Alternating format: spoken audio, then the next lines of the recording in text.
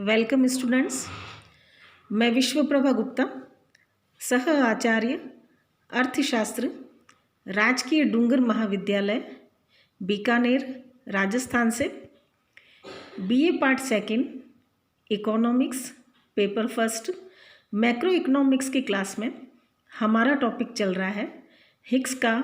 व्यापार चक्र मॉडल, जिसका फर्स्ट पार्ट हम कर चुके थे। आज हम ले रहे हैं इसका सेकंड पार्ट। फर्स्ट पार्ट में हमने देखा था कि हिग्स किन किन प्रमुख तत्वों को अपने व्यापार चक्र सिद्धांत में शामिल करते हैं। आज हम ले रहे हैं हिग्स के व्यापार चक्र सिद्धांत का रेखा चित्रीय निरूपण, यानी कि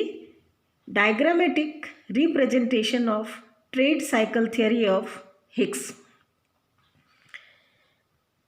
रेखा चित्र एक के अंतर्गत हम देखते हैं कि OX अक्ष पर हमने समय को लिया है और OY अक्ष पर हमने उत्पादन व निवेश को लिया है। इस रेखा चित्र में रेखा AA जो रेखा है वह स्थिर दर से बढ़ते स्वायत्त निवेश पथ ग्रोइंग ऑटोनॉमस इन्वेस्टमेंट पाथ को बताती है, जबकि इससे ऊपर जो ई रेखा है वह अर्थव्यवस्था में संतुलन की अवस्था में संतुलन उत्पाद विकास पथ यानी कि इक्विलिब्रियम आउटपुट ग्रोथ पाथ को बताती है, जो स्वायत्त निवेश तथा गुणक व त्वरक की क्रिया के द्वारा सामान्यतः निर्धारित होता है। इसके बाद सबसे ऊपर की जो ये FF रेखा है, यह FF रेखा पूर्ण रोजगार के स्तर पर उत्पादन पथ फुल एम्प्लॉयमेंट आउटपुट पाथ को बताती है, जब जो अर्थव्यवस्था में विस्तार की शिखर सीमा को बताती है, जबकि रेखा LL, ये LL जो रेखा है वह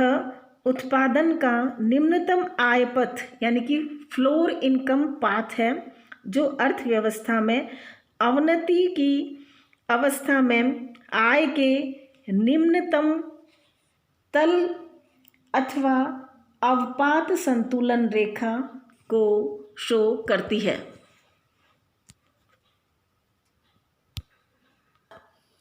प्रोफेसर हिग्स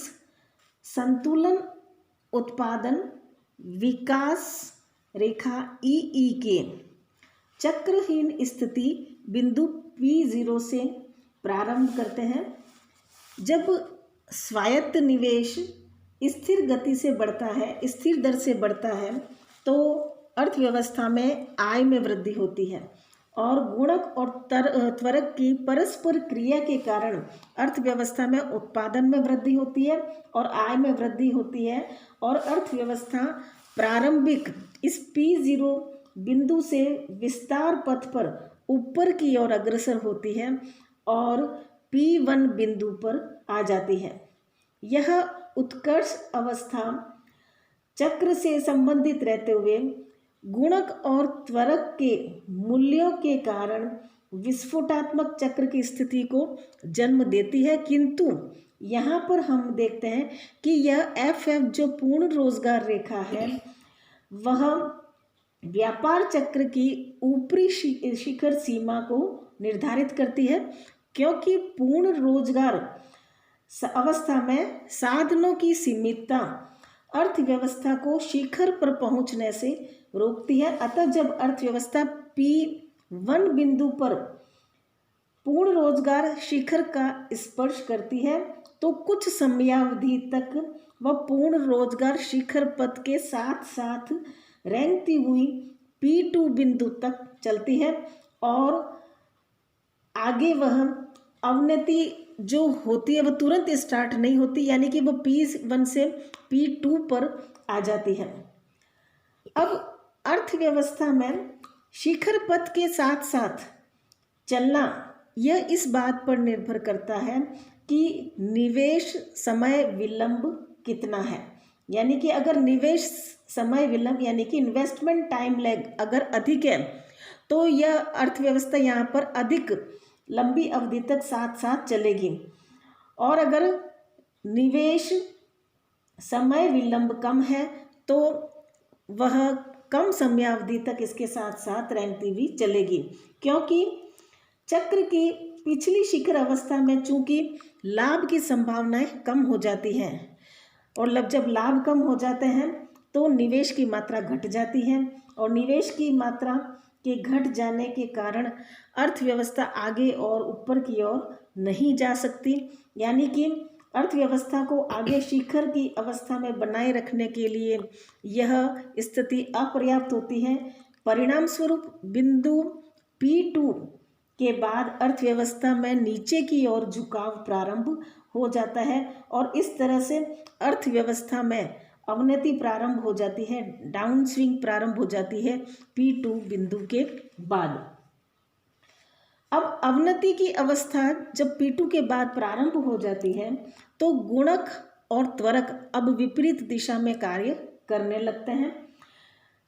चूंकि निवेश घट जाता है तो निवेश के घटने से आय घट जाती है और घटती हुई आय से निवेश घटने लगते हैं, लेकिन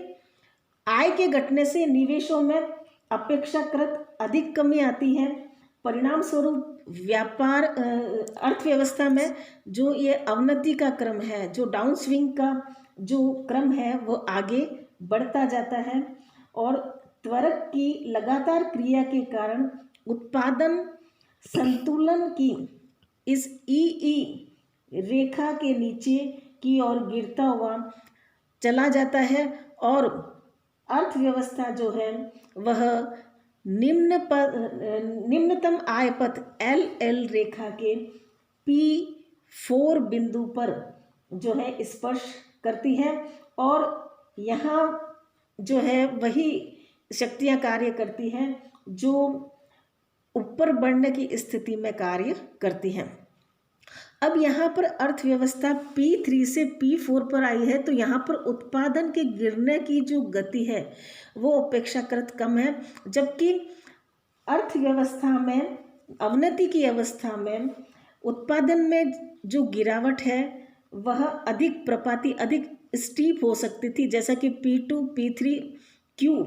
के द्वारा दर्शाया गया है। लेकिन चूंकि अवनति की अवस्था में त्वरक उतना तेजी से क्रियाशील नहीं रहता जितना कि उत्कर्ष की अवस्था में रहता है, अतः यहाँ पर अर्थव्यवस्था में हम देखते हैं कि उत्पादन में गिरावट तो होती है लेकिन अपेक्षाकृत कम होती है, धीमी गति से गिरावट होती है। और अवपात की अवस्था अगर अधिक रहे, उग्र रहे तो प्रेरित निवेश शीघ्र ही गिरकर शून्य हो जाते हैं और प्रेरित निवेश के शून्य होने पर वे त्वरक को भी शून्य कर देते हैं और इस अवस्था में निवेश की जो कुल मात्रा है वह विशुद्ध स्वायत्त निवेश की स्थिर दर पर निर्भर करती है। विशुद्ध स्वायत्त निवेश का मतलब है स्वायत्त निवेश में से डेप्रिसिएशन को घटा दिया जाए। तो इस अवस्था में अर्थव्यवस्था तेजी की अपेक्षा जो मंदी या अवपात की जो अवधि है वह अपेक्षाकृत अधिक लंबी होती है, जैसा कि हम देखते हैं इस रेखा चित्र के अंतर्गत P3 और P4 के द्वारा जैसे स्पष्ट हो रहा है। बिंदु P4 पर अवपात रेखा LL के निम्न आय पथ पर वह पहुंच जाती है, यानी कि अर्थव्यवस्था P2 से P3 और P3 से P4 पर अर्थव्यवस्था आ जाती है। अब यहाँ पर जब अर्थव्यवस्था P4 बिंदु पर आ जाती है तो तुरंत ऊपर की ओर नहीं मुड़ पाती और कुछ समयावधि तक निम्न आय संतुलन रेखा जो कि LL है इसके साथ साथ चलती है, क्योंकि अर्थव्यवस्था में अभी अतिरिक्त उत्पादन क्षमता विद्यमान है। अतः जब अर्थव्यवस्था में सारी अतिरिक्त उत्पादन क्षमता का उपयोग होने लगता है, स्वायत्त निवेश चूँकि होते रहे नियमित दर से बढ़ रहे हैं, तो स्वायत्त निवेश आय में वृद्धि करते हैं और आय में वृद्धि आगे प्रेरित निवेश को बढ़ाती है, जिससे अर्थव्यवस्था में पुनः जो है गति आती है और अर्थव्यवस्था जो है P5 बिंदु से गुणक और त्वरक की क्रिया चालू होने के कारण ऊपर की ओर अग्रसर होने लगती है। इस प्रकार अर्थव्यवस्था में चक्रीय वृद्धि का यह क्रम चलता रहता है, यानी कि अर्थव्यवस्था में चक्रीय प्रक्रिया का क्रम चलता रहता है। तो इस तरह से हमने देखा कि हिग्स किस प्रकार अर्थव्यवस्था में गुणक और त्वरक की